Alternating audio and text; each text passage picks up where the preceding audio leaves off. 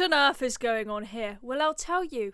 US university students have literally gone feral this week. This is what is happening at Columbia University, where pro-Palestinian protesters have decided to lock themselves inside of the university buildings without permission from the university, and then the NYPD are going in and trying to get them out and storming the buildings, hence all of the window smashing and craziness. Take a look. This building is now liberated! Is now liberated! Well, first of all, we're saying that they're obligated to provide food to students who pay for a meal plan here. I mean, well, I guess it's ultimately a question of what kind of community and obligation Columbia feels it has to its students. I'm sorry, but if you pay for the meal plan, for the food that is served in hall, you need to go to hall to go and get the food. If you trespass into a building when you're not supposed to be in there, and you lock yourself in the building without the university's permission, that's their building that they own, you then have the audacity to say you have the obligation to take the food from the hall and come and bring it to me where I am locked in without the university's permission. Please, the privilege is unreal.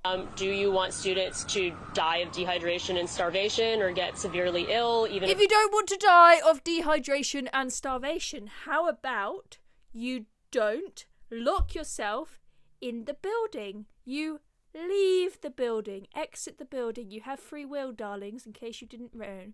Disagree with you. If the answer is no, then you should allow basic, I mean, it's crazy to say because we're on an Ivy League campus, but this is like basic humanitarian aid we're asking for. Like, could people please have a glass of water?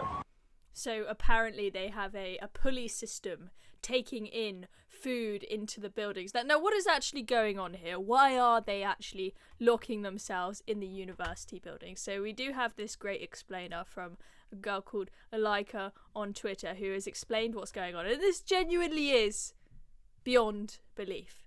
She says, here the students have appropriated the suffering of Gazans and are cosplaying as living through humanitarian crisis.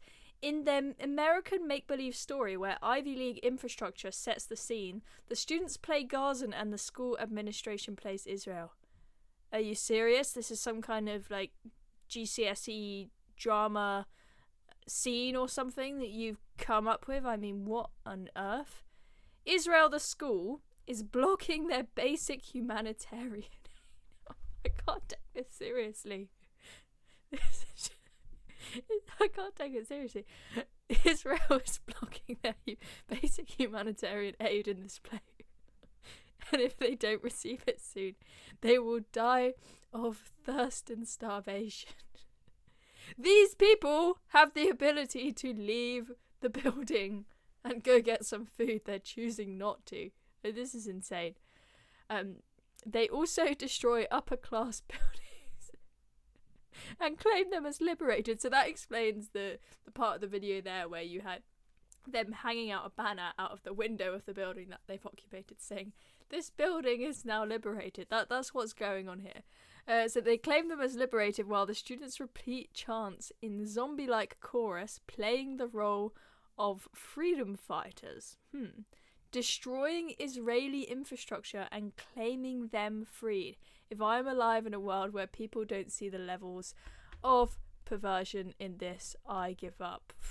Gosh, I kind of hope that that's not what they're doing, because I have no hope in humanity if that is what they're doing, but sadly I think it is, and these students have genuinely lost their minds. I mean, how privileged do you have to be to think that you have a right to be brought food and water whilst you are occupying someone's building without their permission, locking yourselves in despite the university demanding you come out, the police demanding that you come out, and having to raid the building and smash the doors to try and get you out of there? I mean, the privilege is just unbelievable. What is the point in this stupid cosplaying that they're doing?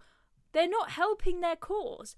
All they are doing is making a stereotype for themselves that pro-Palestinian protesters are nutters. That is the stereotype that they are creating for themselves by doing such obscene, bonkers stuff. And let me ask you something, this is for those protesters.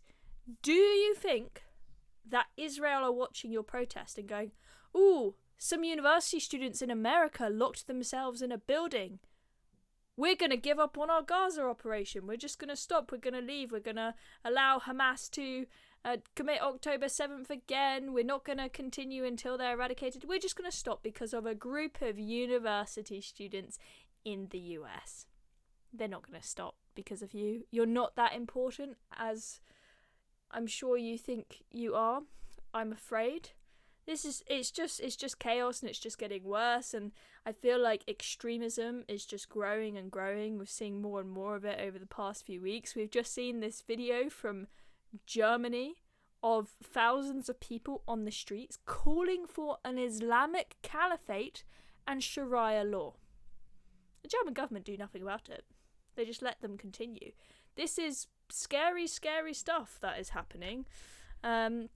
I really hope that we can bring an end to this, but I worry it's going to get a lot worse before it gets better, I'm afraid. And on that dreary note, I will see you in the next video. I'm Chloe Dobbs. Make sure you subscribe to the channel if you're not already so that you don't miss the next one.